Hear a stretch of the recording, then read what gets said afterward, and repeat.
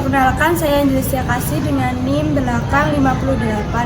Nah, teman-teman, di sini saya akan menjelaskan bentuk sungai dan aliran air dipengaruhi oleh beberapa faktor seperti iklim, geologi, vegetasi, dan topografi.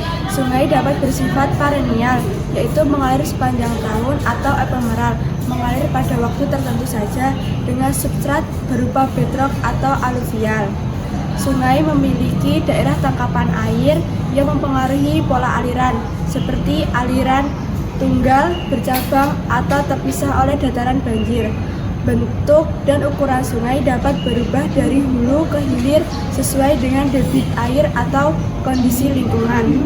Sungai juga memiliki fitur 3 elemen, yaitu kemiringan saluran atau elemen kecil dan mencerminkan adaptasinya terhadap lingkungan.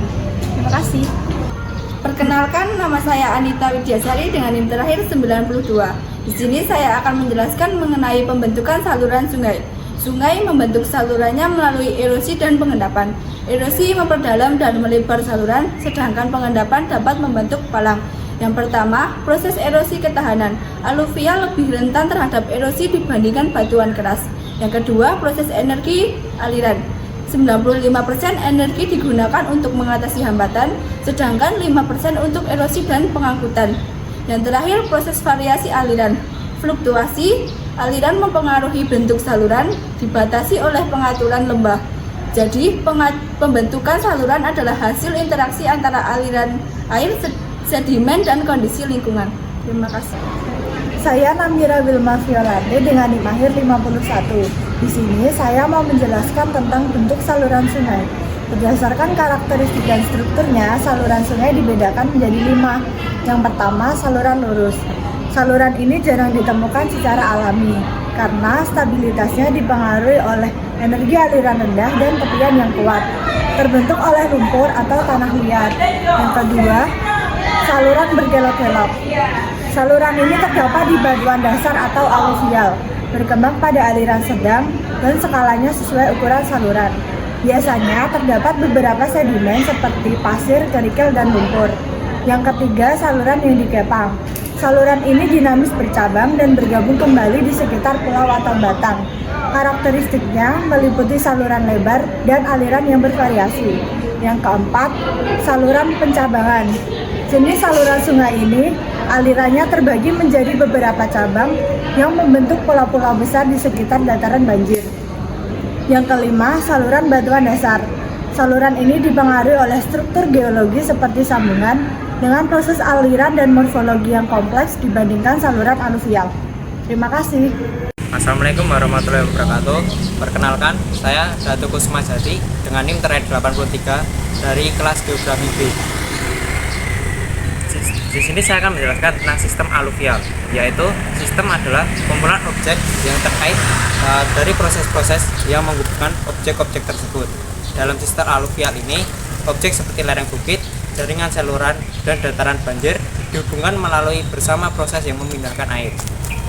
Dari sedimen di antara objek-objek tersebut sama seperti sistem lain. Kemudian sistem aluvial bersifat hierarkis karena terdapat subsistem terintegrasi yang beroperasi di dalamnya. Dalam bab ini akan memberikan gambaran umum tentang sistem aluvial seperti contoh-contoh yang disederhanakan digunakan di sini karena interaksi proses bentuknya dalam sistem aluvial. Perkenalkan, nama saya Andi Ramadhani dengan NIM 59. Di sini saya akan menjelaskan terkait sistem fluvial. Sistem fluvial adalah terbuka di mana energi dan materi seperti air dan sedimen dialiri melalui daerah aliran sungai. Yaitu pertama, masukan air dan sedimen berasal dari pelapukan batuan, material organik, dan presipitasi yang digerakkan oleh gravitasi. Yang kedua yaitu keluaran. Air dan sedimen dibuang ke laut, danau, atau menguap, sementara energi digunakan untuk mengatasi gaya gesek. Yang ketiga yaitu penyimpanan. Air disimpan sementara di danau, waduk, atau akuifer, dan sedimen di saluran delta atau dataran banjir yang dapat dilepaskan kembali ke sistem. Sistem ini bekerja seperti sabuk pengangkut, memindahkan sedimen secara bertahap menuju laut. Terima kasih. Nah, di sini saya akan menjelaskan tentang geomorfologi fluvial. Nah, Apa sih geomorfologi fluvial itu?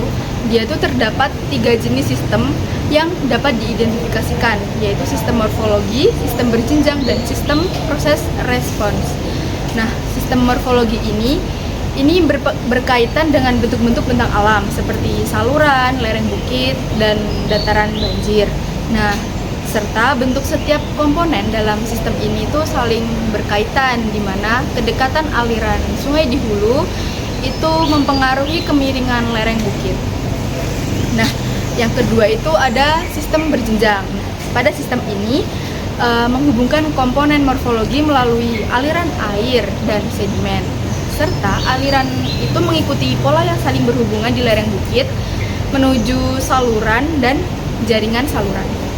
Nah, yang ketiga yaitu ada respon proses, yaitu sistem ini tuh menggambarkan interaksi antara proses dalam sistem berjenjang dan bentuk dalam sistem morfologi, serta terdapat umpan balik dua arah di mana proses itu membentuk bentuk-bentuk dan mempengaruhi cara proses beroperasi, yaitu ada contohnya seperti bagian saluran yang curam, yaitu dapat meningkatkan kecepatan aliran dan erosi yang pada gilirannya mempengaruhi kemiringan saluran. Nah, yaitu selanjutnya ada sistem fluvial dapat dibagi menjadi subsistem yang beroperasi dalam 3 zona, yaitu zona produksi sedimen di hulu, zona transfer sedimen, dan zona pengendapan sedimen yang mendekati lautan. Serta di setiap zona itu ada proses tertentu yang mendominasi, dengan zona produksi menjadi sumber utama sedimen yang kemudian dipindahkan dan diendapkan. Nah, diendapkan ini tuh di zona yang lebih rendah. Nah, setelah itu hanya ada sebagian kecil sedimen yang dihasilkan di cekungan drainase yang mencapai outlet cekungan. Terima kasih. Assalamualaikum warahmatullahi wabarakatuh. Perkenalkan, nama saya Muhammad Abrar Hasanain dengan NIM terakhir 85. Saya dari kelas Pendidikan Geografi B. Saya di sini akan menjelaskan tentang fluvial system. Fluvial system adalah sistem terbuka yang mencakup input, output, dan penyimpanan air serta sedimen dalam suatu wilayah aliran sungai. Variabel utama dalam sistem ini meliputi yang pertama ada variabel internal dan variabel eksternal. Variabel internal sendiri adalah variabel yang beroperasi dalam sistem fluvial. Contohnya seperti pola aliran, kemiringan saluran, jenis tanah, dan transportasi sedimen. Lalu ada variabel eksternal, itu mencakup faktor-faktor luar seperti iklim, aktivitas manusia, tektonik, dan tingkat dasar atau base level yang mempengaruhi keseluruhan sistem. Lalu di selanjutnya ada pengaruh variabel eksternal. Yang pertama ada iklim, itu menentukan pola cuaca atau curah hujan dan frekuensi banjir serta kekeringan yang mengaruhi aliran air. Lalu yang kedua ada tektonik, uplift atau subsiden dapat mengubah gradien saluran dan pola sedimen. Lalu ada yang terakhir base level, itu perubahan ketinggian dasar, misalnya perubahan permukaan laut, itu mempengaruhi energi erosi dan sedimentasi. Lalu juga tadi ada aktivitas manusia, itu seperti kegiatan deforestasi, pertanian, konstruksi, atau memodifikasi aliran air dan produksi sedimen. Lalu yang ketiga ada variabel pengontrol dan penyesuaian. Variabel pengontrol atau independen seperti vegetasi dari jenis tanah mengatur variabel penyesuaian atau dependen, misalnya pola saluran atau volume sedimen. Yang keempat ada mekanisme umpan balik atau feedback. Di sini ada 2. Yang pertama ada umpan balik negatif, itu membantu sistem kembali ke keadaan seimbang setelah gangguan, misalnya erosi yang diikuti sedimentasi. Lalu umpan balik positif itu memperbesar perubahan dalam sistem. Seringkali itu melibatkan ambang batas atau threshold hingga mencapai keseimbangan baru. Lalu yang kelima ada ambang batas dan respon kompleks. Ambang batas terjadi saat suatu variabel melampaui titik kritis seperti sedimen yang mulai bergerak karena peningkatan kekuatan aliran. Lalu ada respon sistem fluvial. Itu respon terhadap perubahan yang seringkali kompleks. Itu melibatkan siklus erosi dan sedimentasi yang berulang. Lalu yang keenam atau yang terakhir ada skala ruang dan waktu. Proses fluvial terjadi dalam berbagai skala, dari perubahan kecil dalam waktu singkat hingga evolusi bentang alam dalam ratusan ribu tahun. Keseimbangan dalam sistem fluvial dapat bersifat statis atau jangka pendek. Itu contohnya ada steady system atau dinamis, bisa jangka panjang. Lalu kesimpulannya, keseluruhan sistem fluvial itu bersifat hierarkis dengan interaksi yang saling mempengaruhi antara proses di skala kecil dan skala besar. Sistem ini terus menyesuaikan diri dengan perubahan lingkungan internal maupun eksternal. Terima kasih. Selanjutnya ialah skala dalam fluvial geomorfologi. Skala sangat berhubungan dalam proses geomorfologi yang terjadi pada dua, yaitu skala ruang dan skala waktu. Nah, untuk skala ruang sendiri dari beberapa milimeter sampai beberapa kilometer. Dari contoh kecilnya yaitu dari butiran-butiran di sungai. Nah, yang kedua yaitu skala waktu.